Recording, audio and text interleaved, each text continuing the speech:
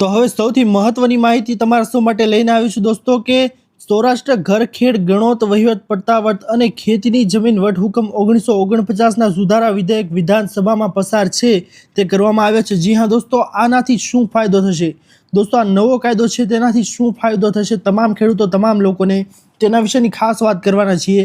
જેવું કે દોસ્તો તમને સૌને જણાવ્યું કે સૌરાષ્ટ્ર ઘરખેડ ગણોત વહીવટ પટ્ટાવટ અને ખેતીની જમીન વટહુકમ 1949ના સુધારા વિધેયક વિધાનસભામાં પસાર છે તે કરવામાં આવ્યા હતા, જેમાં ગુજરાત વિધાનસભાના બજેટ સત્રમાં મહેસૂલી રાજ્ય મંત્રી શ્રી સંજયસિંહ મહીડા દ્વારા સૌરાષ્ટ્ર ઘરખેડ ગણોત વહીવટ પટ્ટાવટ અને ખેતીની જમીન વટહુકમ 1949ની કલમ 75 અને 75A માં સુધારો સૂચવતું વિધેયક વિધાનસભા ગૃહ ખાતે રજૂ કરવામાં આવ્યું, જે ગૃહમાં પણ પસાર કરવામાં આવ્યું હતું। દોસ્તો તમને આની સચોટ માહિતી છે તે જણાવી દઈએ ને તેના પહેલાં જે કોઈ પણ લોકો અમારી યુટ્યુબ ચેનલ ખેડૂત ઓનલાઈન પોઈન્ટ પર નવા છે તેમને વિનંતી કે ફટાફટ અમારી ચેનલને સબસ્ક્રાઈબ કરી દો, જેના લીધે આવી જ મહત્વની માહિતી આપશોને આ ચેનલના માધ્યમથી મળતી રહે। તો ચાલો દોસ્તો આજના વિડીયોને શરૂ કરીએ।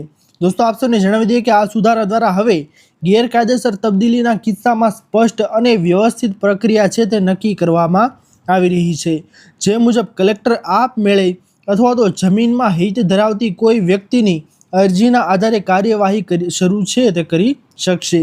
જો તબદીલી ગેરકાયદેસર જણાય તો કલેક્ટર 3 મહિનાની મુદતમાં જમીન વેચનારને જમીન પરત કરવા જણાવશે અને ખરીદનારને તે જમીન છે તે પરત કરવાની રહેશે।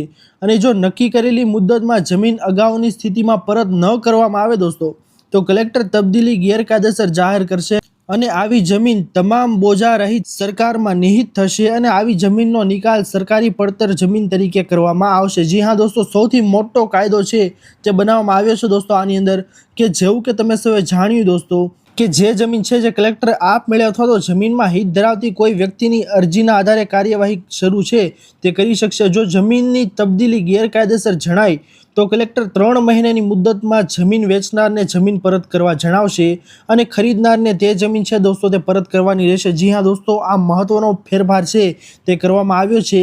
અને દોસ્તો જો તબદીલી છે તે ગેરકાયદેસર જાહેર કરશે અને આવી જમીન તમામ બોજા રહિત છે તે સરકારમાં નિહિત થશે અને આવી જમીનનો નિકાલ છે તે સરકારી પડતર તરીકે કરવાનો રહેશે। ક્યારે કરવાનો રહેશે દોસ્તો? જો નક્કી કરેલી મુદતમાં જમીન અગાઉની સ્થિતિમાં પરત કરવામાં ન આવે તો આવી જમીન છે દોસ્તો તેને સરકારી પડતર તરીકે જાહેર કરવામાં આવશે।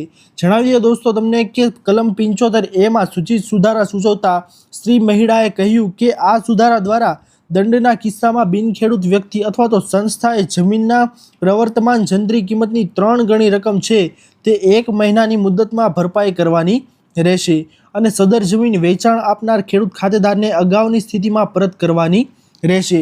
તો ખાસ અને મહત્વપૂર્ણ માહિતી છે દોસ્તો આવી ગઈ છે સરકાર દ્વારા કે આ જો હુકમ છે દોસ્તો તે આવી ગયો, આ કાયદો છે તે લાવવામાં આવ્યો તો ખેડૂતોને મોટી રાહત છે દોસ્તો તે આપવામાં આવશે। હાલ દોસ્તો આ બાબતનો મારી પાસે ઓફિશિયલ પરિપત્ર આવ્યો નથી એટલે સચોટ માહિતી છે તે આ પાકી છે કે નથી તે હું આપ સૌને તો નહીં કહી શકું, પરંતુ દોસ્તો આ જે માહિતી દર્શાવવામાં આવેલી છે તે માહિતી દ્વારા એવું લાગી રહ્યું છે કે આ કાયદો છે દોસ્તો તે લાગુ થવાનો છે 100%। તો દોસ્તો આ હતી આજની મહત્વની અને ખાસ માહિતી તમામ લોકો તમામ ખેડૂતો માટે। આશા કરું છું દોસ્તો કે આપ સૌને આજની આ મહત્વની માહિતી છે તે પસંદ આવી હશે। જો પસંદ આવી હોય દોસ્તો તો વિડીયોને લાઇક કરવાનું ભૂલતા નહીં। ચેનલ પર નવા આવ્યા હો તો અમારી ચેનલ ખેડૂત ઓનલાઈન પોઈન્ટને સબસ્ક્રાઈબ કરી અને બાજુમાં આપેલા બેલ આઇકનને પણ પ્રેસ કરી દેજો, જેના લીધે આવી જ મહત્વની માહિતી આપ સૌને આ ચેનલના માધ્યમથી મળતી રહે। દોસ્તો મળીએ હવે પછીના વિડીયોમાં, ત્યાર સુધી જય હિન્દ, વંદે માતરમ।